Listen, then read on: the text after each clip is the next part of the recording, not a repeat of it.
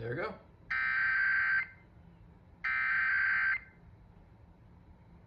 The civil authorities have issued a required weekly test for all of Virginia beginning at 12:45 No a.m. way. ending at 1:45 a.m. A required weekly test has been issued for all Virginia. Tune to your local TV or radio station.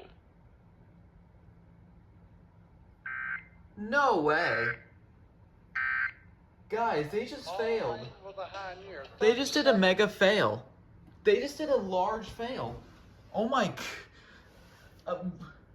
They just did a mega fail. Now, today was supposed to be the required monthly test, but instead they issued the weekly. Congratulations, VDEM.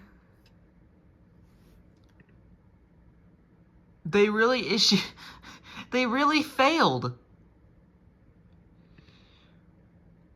This was supposed to be a monthly test.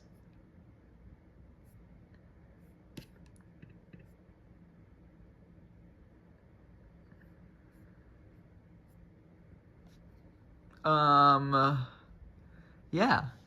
So, I guess that's that. They just failed the monthly. Great job.